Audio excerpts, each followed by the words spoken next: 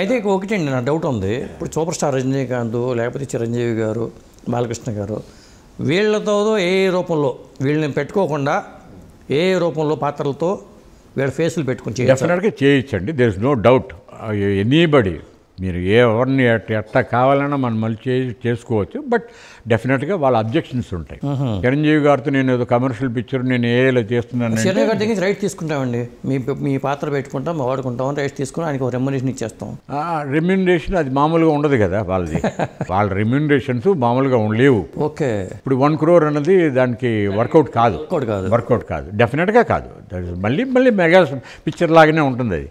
So అది దానివల్ల ఉపయోగం లేదు మనకి. ఓకే, ఎందుకు మనకు కొత్త కథలో మనకి కంటెంట్ ఉందనుకోండి, కంటెంట్ ఉండి మనం చూపెట్టుకోగలిగితే డెఫినెట్గా నేను ఇప్పుడు రాసిస్తానండి. ఒక 2 years, ఇప్పుడు ఇది మనం 25లో ఉన్నాం, 27లో అది డామినేట్ చేస్తుందండి. మొత్తం సినిమా ఇండస్ట్రీని డామినేట్ చేస్తుంది. దిల్ రాజు గారు కూడా లార్వెన్ అనే పేరుతో ఆయన.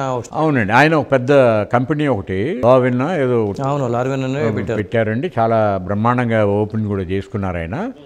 వాళ్ళది పెద్ద దీంట్లో వెళ్ళారు. బట్ నా స్టైల్లో నేను అంటే న్యాచురల్ సినిమాకి ఏ సినిమాకి కొంత తేడా ఉంటుందేమో కదండి. ఆర్టిఫిషియలే కదా. ఆర్టిఫిషియల్ అని మనం చెప్తే కానీ మీకు తెలియట్లేదండి. అదే నేను అందుకే మీకు ట్రైలర్ ఇస్తాను, మీరు చూపెట్టండి, తప్పేం లేదు. నాకున్న 4 మనుషులతో నా ఐడియాస్తో నేను చేసిన ఇదేది. ఒక రూమ్లో ఏసీ రూమ్ చాలు నాకు. ఏసీ రూమ్లో కూర్చొని చేసుకున్నాం మేము. అది తయారు చేసిన సబ్జెక్ట్ ఇది. అంటే మన విజన్, ఓ డైరెక్టర్ ఒక విజన్ దాంట్లో పెట్టుకోవచ్చు, డెఫినెట్గా చేసుకోవచ్చు. ఒక్కొక్క క్యారెక్టర్ ఫీలింగ్స్ తీసుకురావచ్చు, ఒక్కొక్క క్యారెక్టర్ డైలాగ్ డెలివరీ మనం ఎట్లా కావాలనేది అది తీసుకురావచ్చు.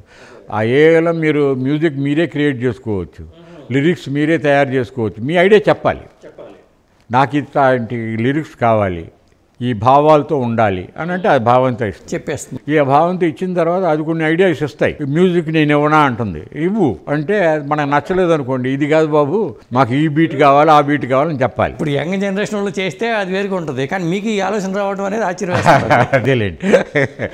ఇప్పుడు ఎందుకు ఫ్రీగా ఉన్నాను కాబట్టి చాలా వచ్చిందో లేదో తెలియదు కానీ, బట్ డెఫినెట్గా ఏంటో ఒకటి వచ్చిందండి.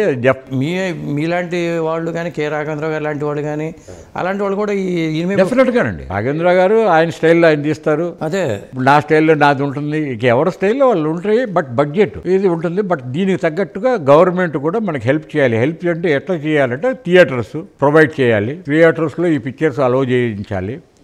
సెన్సార్ అవ్వనే నో ప్రాబ్లం, సెన్సార్తోనే మేము రిలీజ్ చేస్తాం. దీనికి ఎంకరేజ్మెంట్ ఇవ్వాలి గవర్నమెంట్. ఎంకరేజ్మెంట్ మనకు వస్తే గవర్నమెంట్ సైడ్ నుంచి ఓటీటీ ప్లాట్ఫామ్ మనకి ఎంకరేజ్మెంట్ ఇస్తే చాలా పెద్ద. బట్ డెఫినెట్గా మీ ఎంకరేజ్మెంట్ ఒకటి దిగాలండి అంతే.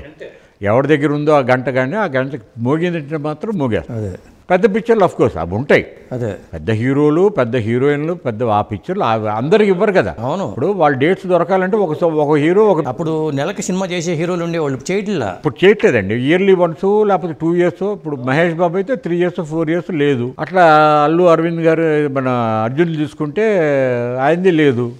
అట్లా ఎవరిని చూసుకుంటే చిరంజీవి గారిది లేదు, ఎవరిది ఉండదు, రామ్ చరణ్ గారిది లేదు. ఇంకా ఆల్టర్నేటివ్ మార్గం లేదు ఇక మనకి. లేదు, ఒక 4-5 హీరోస్ తప్ప పక్కన పెట్టేస్తా. ఆ 4-5తో 4-5 ప్రొడ్యూసర్సే ఉన్నారు. అవును, మనం తీసేది 100-200 పిక్చర్లు ఇయర్లీ.